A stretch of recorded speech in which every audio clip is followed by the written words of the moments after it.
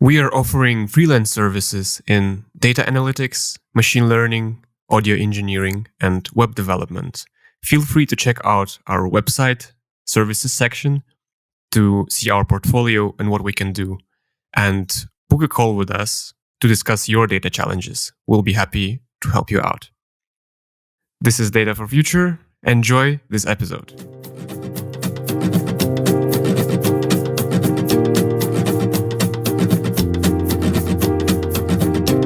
Good day, good afternoon, whatever the time you're listening. I'm very excited today to introduce our new guest, Eduardo, who has an incredible, marvelous project that I met recently, that I found on internet thanks to a friend. And yeah, Eduardo is the founder and head of innovation of the project, which is called AI Scope. And this is a project about using low-cost microscopes and training neural nets, and then combining these two things together to diagnose infectious diseases like malaria using blood tests, which I found incredible. And also, another thing that I would like to talk about today with Eduardo is his experience in working as AI consultant freelance, which me personally, and I guess many people out there are interested in and maybe would like to try it out themselves.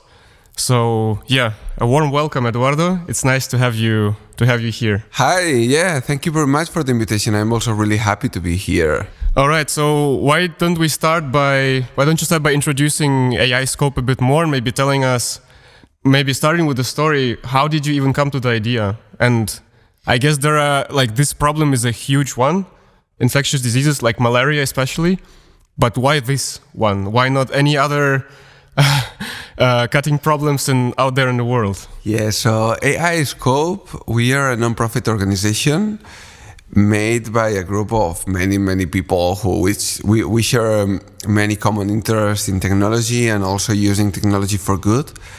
The idea of AI Scope is to create a smart microscope that is open source and that uses a cell phone to diagnose diseases. Not only malaria, we started with malaria because malaria is somehow easy to find and easy to find data around and easy to engage with people. Because if you talk about Chagas, nobody knows what Chagas is, but also it's something important to treat. And it started as a project, as a, how it's called, like a final course project of a machine learning bootcamp.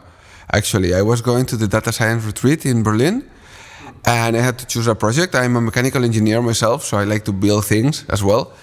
So I decided to do something that I could also build. And that's how everything started. It started getting traction and more traction and more traction.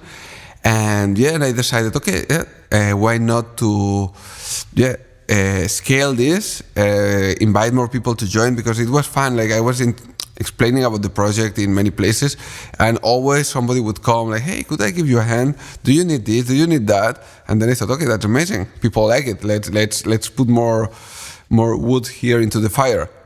And yeah, that's how it grew. Right now we are many people. I could not say how many because as everybody's a volunteer, we come and go, and there are people that stay there for months, then they leave for some months because they need to do things, which is totally understandable. And then they come back. So yeah, I would say we are around 20, 30 people that come and go all the time. Yeah, I'm super proud of this. No, that's really awesome. And I'm it sounds very exciting because, also our podcast is centered about how to use AI for good. There are thousands of different applications how you could use the technology for a social good, for an environmental cause.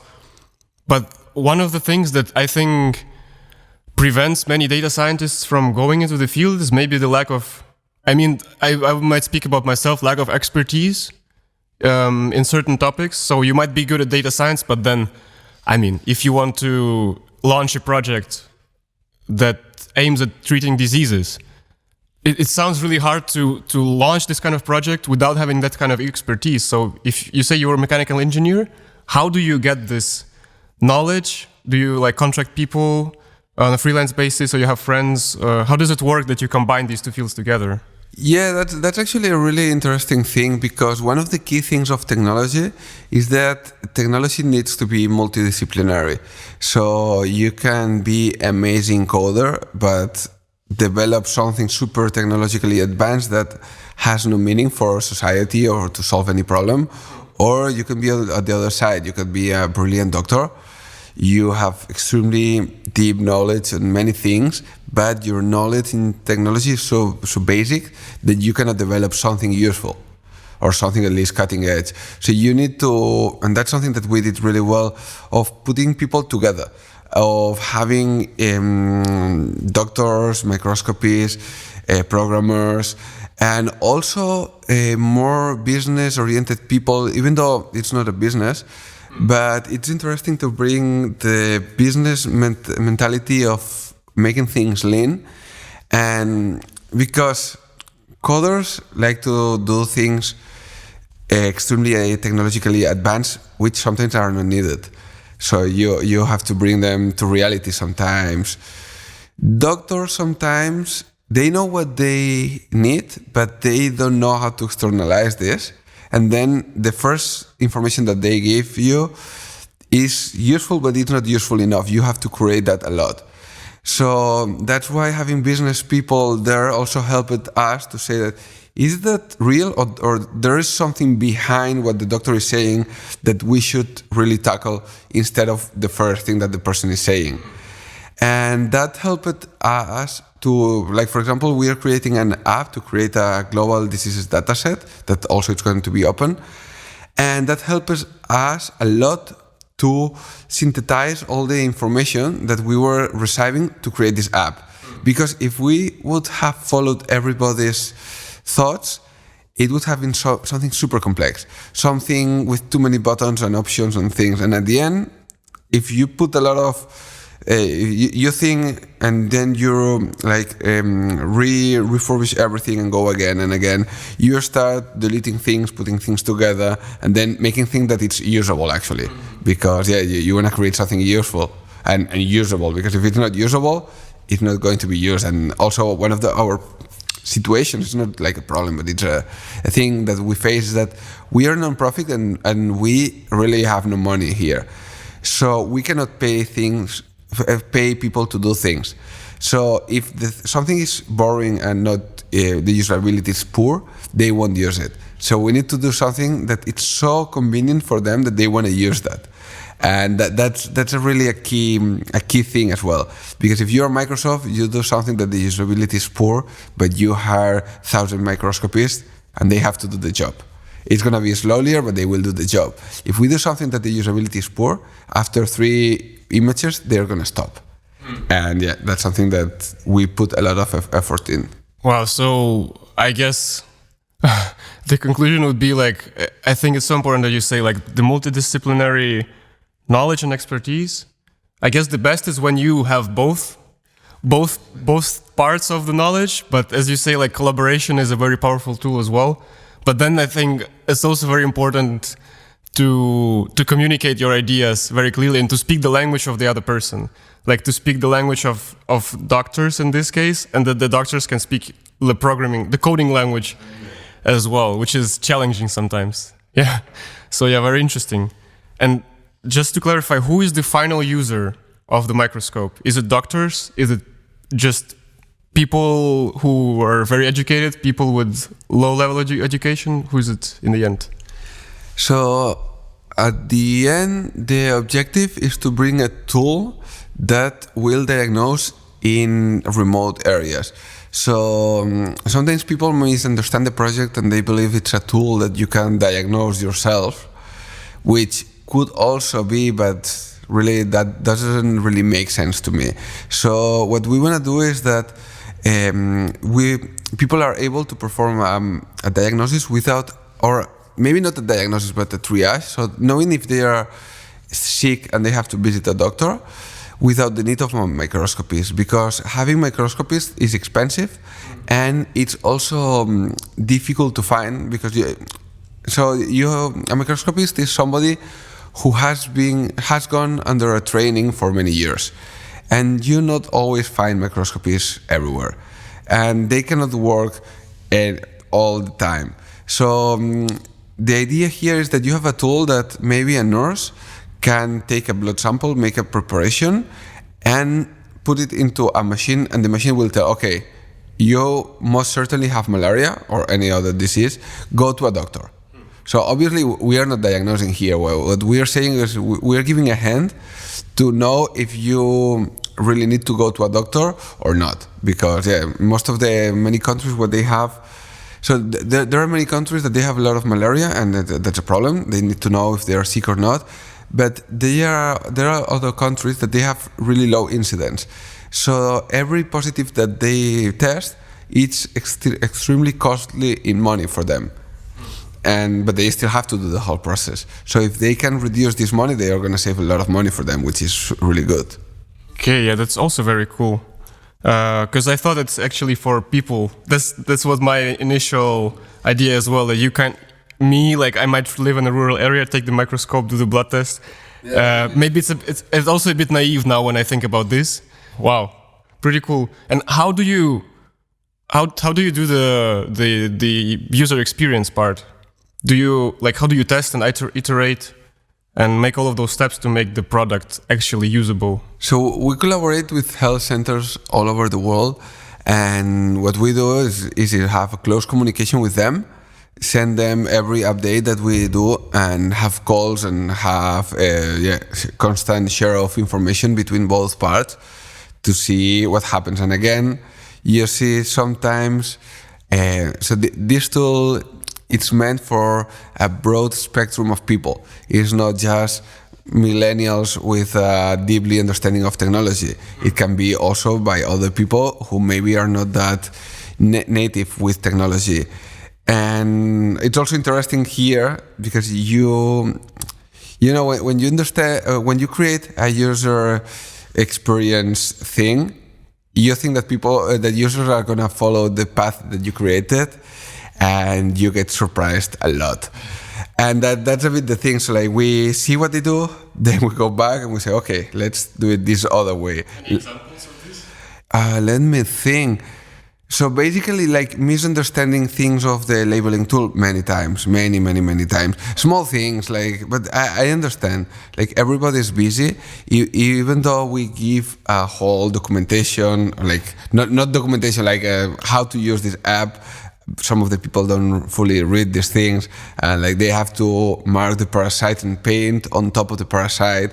Some of them circle the parasite or things like this.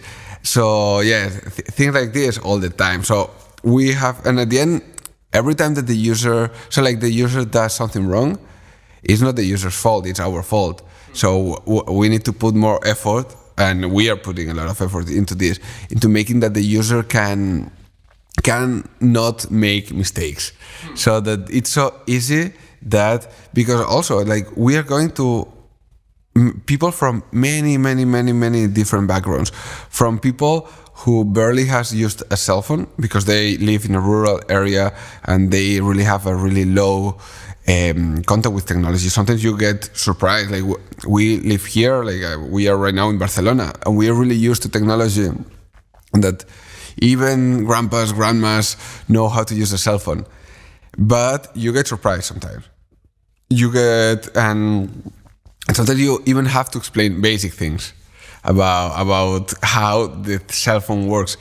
And but that's also the interesting part that gives us a lot of a big challenge for us, is that this app and this whole system can be used by many different people, not just doctors with a university degree in a big city. That would be easy. We are going to other people who maybe don't even know how to read.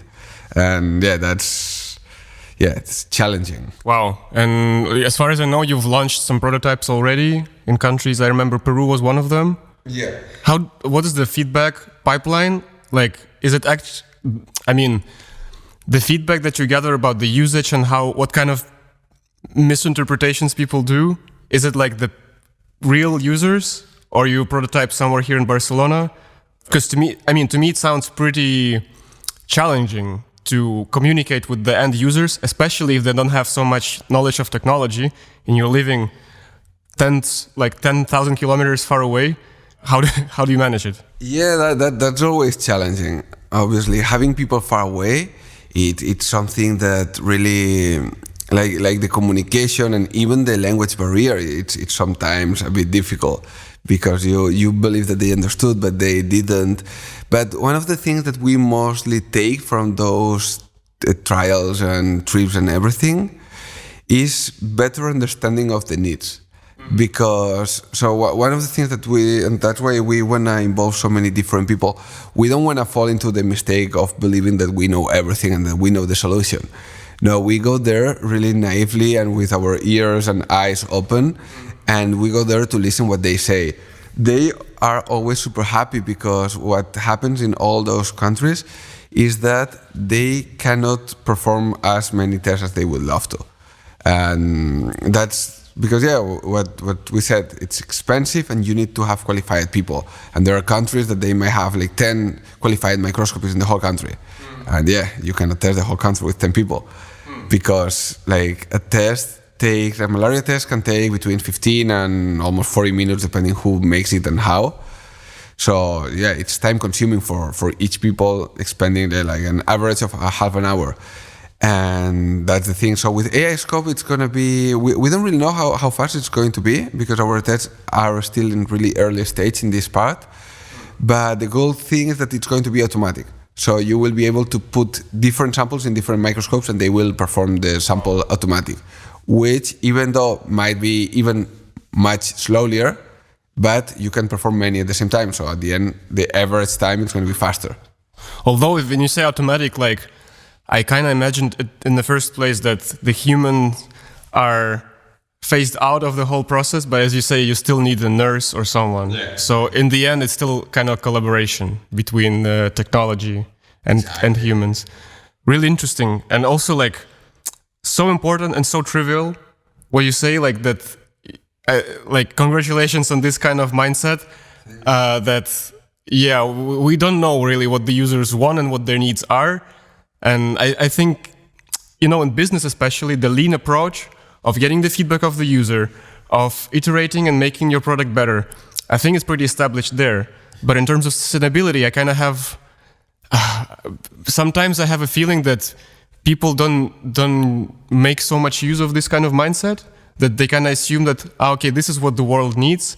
Whereas in the end, you might build something with a really good intention, but that will be of very little use. Very unfortunate. And it happens a lot of times. Yeah, exactly. And so one of the things that I also imagine happened with the AI scope, or maybe not, is when you start to get feedback and to understand the needs better, also the project and the product might change and you might make a shift or a pivot. Did you have to go through the same steps, and how did the project evolve over time?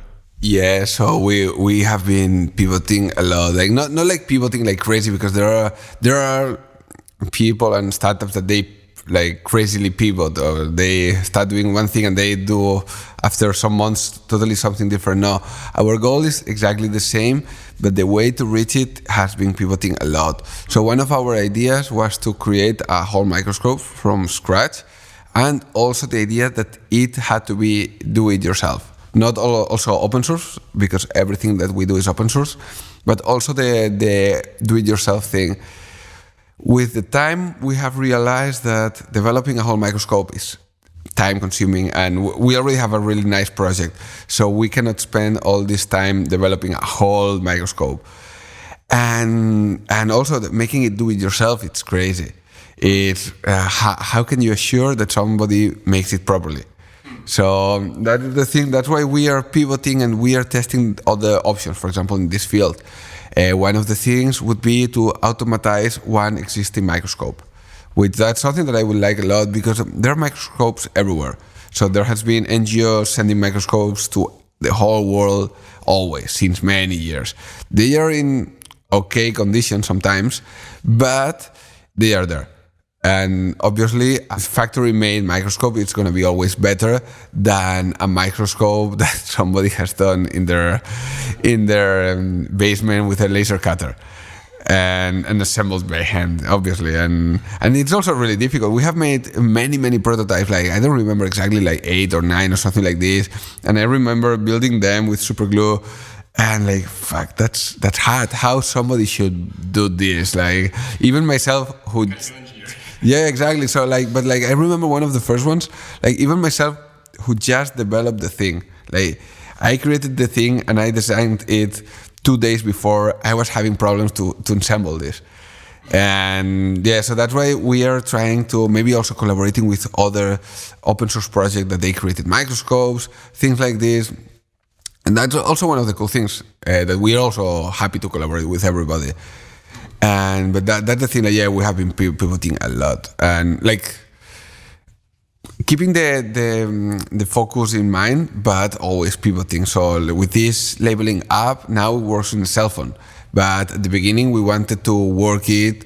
I don't even remember. Like I remember we had a computer program to label, but I don't remember how were we supposed to take the pictures. But we realized the process was super difficult.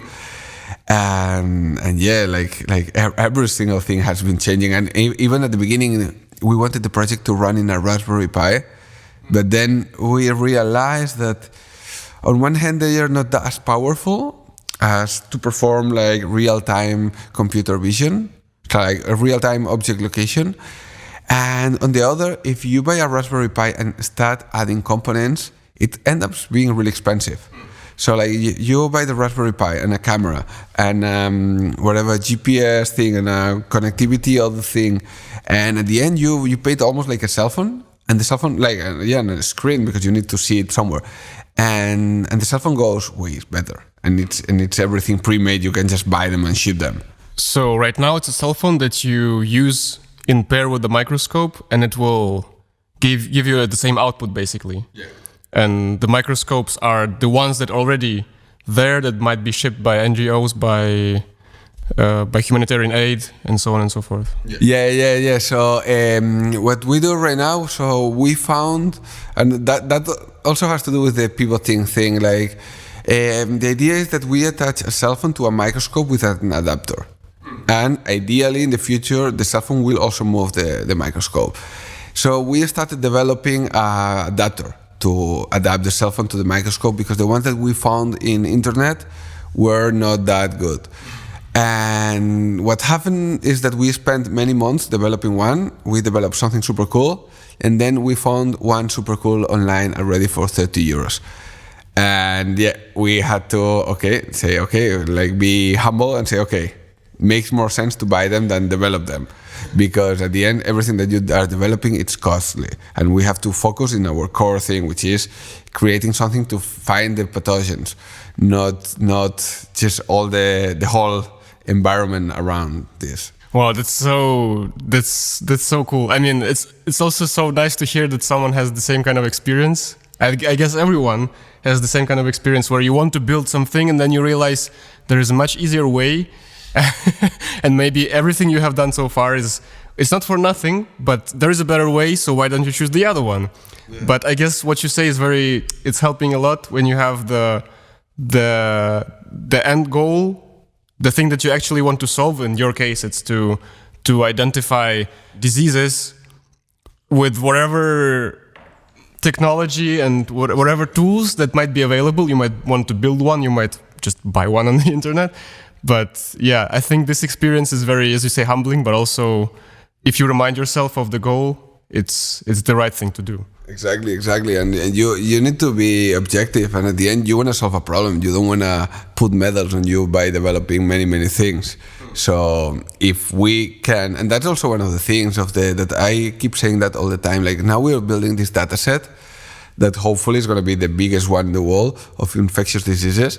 But if somebody comes with a better algorithm, they are welcome to use it. They are welcome to use the thing and say, hey, we did it better. Yeah, that's amazing. Good for you. I'm super happy.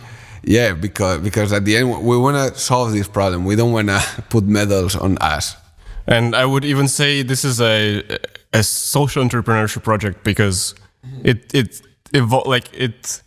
is born from the problem out there in the world, not from the solution that's looking for a problem, so to say. You know what I mean? Exactly. Yeah. As you say, it's open source, amazing. I love, like, open source is, I think, driving the collaboration which is out there in the world, especially in the coder world and a data science world. For instance, one of the projects that I was doing was also everything done with public data. And normally people are amazed how much is out there, although there are many more things to build, much more data together, like in your case. You're doing an incredible job. But how do you finance this kind of project? Maybe, you can tell what worked well and what didn't. I think it's a very useful experience as well.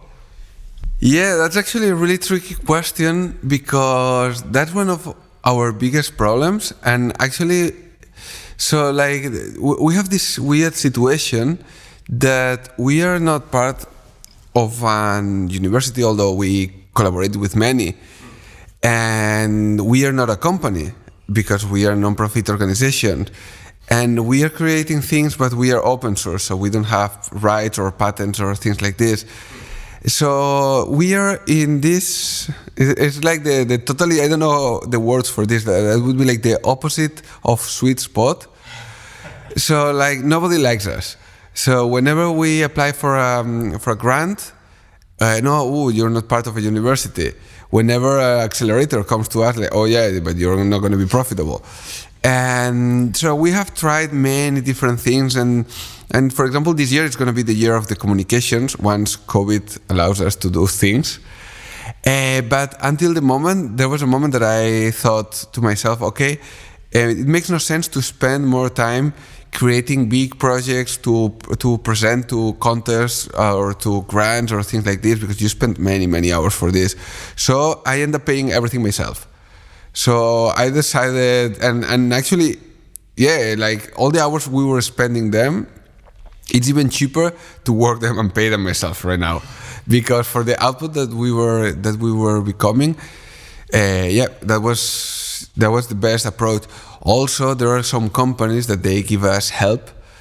For example, there is a company called ThoughtWorks that they have this nice policy that they allow so they promote some social projects between their people, and they allow them to work, I don't remember exactly, like at 20% of the hours, or whenever they are between projects or something like this, to work for us in their work hours, which is also super cool, because we get like top class engineers and business developers for nothing.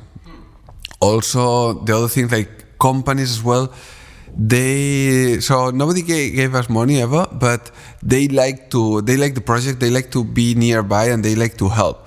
So for example, when we needed cell phones, I reached many companies, and at the beginning there was one Spanish one called BQ, and they gave us free cell phones. But then they closed the company. That was a bit weird. But now Xiaomi is giving us cell phones, which is super cool, because we get like top class cell phones and for free, which is one of the biggest expenses that we had. So it's, because basically now, like, we have the adapters, which are cheap, and all the cloud services, which honestly are just jokingly cheap.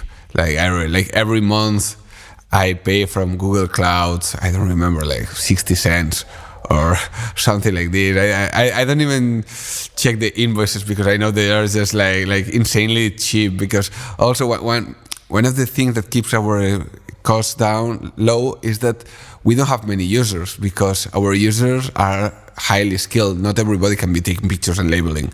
So like we have microscopists that before they start, we interview them and we talk to them many times, so that we know they're the right people. So like for us, if we in a couple of years we have 200 users, we are the luckiest NGO in the world, because that means like a total success. Crazy. I guess the good thing about making data science for good, AI for good, anything for good with a social purpose is that people, as you say, are always very, they want to help. The companies, the people, the organizations. So if there is any angel investor, you know where to invest right here. And in terms of earning your bread and butter, I know that you have been, for the last couple of minutes, I would like to discuss this with you. I know how you have been freelancing as well as a machine learning consultant. This is something that I would really love to do, and maybe in the next couple of years, I would like to try myself out in this field. I think it's really exciting to do freelance job. But also what I'm discovering right now is that machine learning is the very last step of the whole data pipeline. So when you're in my understanding for now at least, there is not so much to do, I would say. But if I meet someone who has been a real freelancer as AI consultant, I have tons of questions like what your clients are, how do you find them? So yeah, tell us more about your experience in this field. Yeah, definitely. So being a freelancer data scientist can be tricky and difficult, because the thing is, like, companies like having like data scientists and people who does machine learning in-house all the time, because they are developing inner know-how about the company that they want to keep there.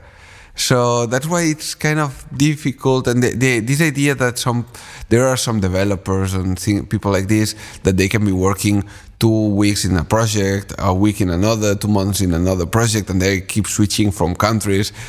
This is a bit more difficult in machine learning, because when you start doing something there and it starts being nice and the people from the company starts liking it, they want you to stay. And they offer you money to stay, and they just book all your hours to stay, and they like you to stay. Finding projects, it's also, that's also something I talk with any kind of freelancer all the time. And I think many of us, we have like the same weird feeling that projects come at you. So one important thing, and that's something that everybody needs to have clear, you need to have a really nice portfolio. And that's something super, super, super important, because I don't care what you have studied, I care what you can do and how you solve the problems. So if you have a nice portfolio, a library that you wrote, an algorithm that you did for whatever weird thing, it showed that you have the motivation to start things and find all the information to solve those problems. Because nowadays, we have everything on the internet. So in Stack Overflow, everybody would have had the same problem you had before. Everybody. But there are people who don't want to spend their time and their motivation into this, and there are others who they don't like to do this. So the ones who do this are the ones who get the project all the time. That's how it goes. So also there are recruiters, there are these consultant big companies. I have a friend, for example, who works for different big consultant companies, and they ask him, like, hey, could you fly there and do this 2-week project and things like this. But yeah, like, I think a lot of people get a bit disappointed about freelancing work as a data scientist. Maybe if you focus it in a way of maybe, like being a professional on data acquisition, or being a professional or something that you can go solve the problem and leave. Maybe that's a thing that they would like to have you for a couple of weeks, but otherwise they want you to stay, and that's how it goes. Yeah, data analysis is a different thing. So if you're analyzing data, they tend to call you because they don't know how to, because like they have talented people, but maybe they don't know how to code and join 2 databases. And that happens a lot of times. And you go there, you join the 2 databases, you make some kind of query or like the equivalent with Python, and then you're gone. 2 weeks after, you're gone. But yeah, it's a bit. I know that doesn't sound that lovely, but so it's definitely possible to have remote jobs. That's for sure. But freelancing in machine learning can be difficult. That's also so interesting. I've never really thought about this, but normally when you're a freelancer, you want your customers to come back, your clients. You want your clients to come back because, this is your job in the end of the day. And I've never thought about this from this perspective, that if they come back too much, it stops to be actually a freelance job. Yeah, very, very interesting. And portfolio, wow. For me, this was the biggest reason, one of the biggest reasons to join the field of data science, because at the end, no one really cares about your degree. And what is really favored and valued in the field is that you are able to do stuff. And I guess for many people out there, including me, academia going from bottom to up, starting with theory and going to practice in years, is not the best approach. So yeah, very inspiring. Regarding what you just said about academia, so I believe there are different approaches of data science. And there are also different kinds of data scientists, and they are required for different jobs. So academia people, they're really needed because they develop really complex new things. So, for example, if you work for a company like Facebook, for example, they would love to have some academia people or Apple that they develop their own machine learning algorithms behind. So that's something that normal data scientists might not do. They might apply what already is existing, modify that, and this, which is also really needed because once develop the technology and it's like once build the engine and the others build the car. And at the end, you want a car, but you cannot have a car without an engine.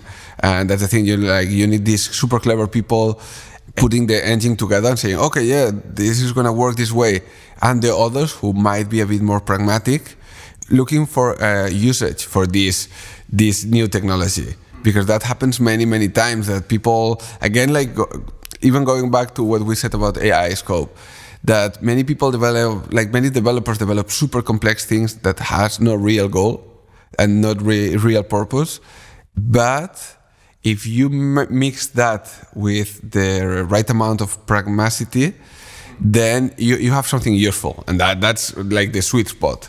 Yeah, that's very interesting as well. I've been maybe a bit too critical of the of the academia field, but yeah, I guess it's also very different jobs, as you say. Yeah, AI research, cutting edge, making the next steps in this cutting edge technology, which evolves every day. And the other thing is using existing tools. Somebody needs to develop what it will be used in 10 years. Because what we are using right now, it's something that it was already developed before. So let's be honest with this. We might invent some tiny things, obviously, but yeah, we need people to push forward and say, okay, let's find another thing that it's not going to be convolutional neural networks. Let's find the next thing. And yeah, and they will find it, they will test it, they will use a massive amount of computational power that now makes no sense to use it because it's too expensive. But in 10 years, the whole algorithm is going to be simplified, the computational power, it would have increased drastically, and it will be something useful that you will use in your cell phone to put yourself ears on Snapchat. Yeah, definitely. I mean, I guess this is how technology evolves and how we use cell phones right now that have computers that were unimaginable decades ago. Wow, this has been a very big pleasure for me to have you here. Before we close up, I would like to give you a minute of glory and you might share anything you want to share in case you need help with your project, in case you're looking for more people and collaboration. Also leave us your contact. I will leave the link in the description. But yeah, feel free to let people know how to reach out and maybe give them any hints to the topic. Perfect. Yeah, so in AI Scope, we are always looking for volunteers. So it's a really fun environment with many people who are really engaged with the project. And we look for volunteers in almost every single area, designers, UX, UI people, obviously computer people. We are developing our app in Kotlin. So whoever knows Kotlin, it's also super welcome. Machine learning people as well. Like any kind of people who wants to give us a hand. Obviously, also doctors and people who has contacts in the field. That's always welcome.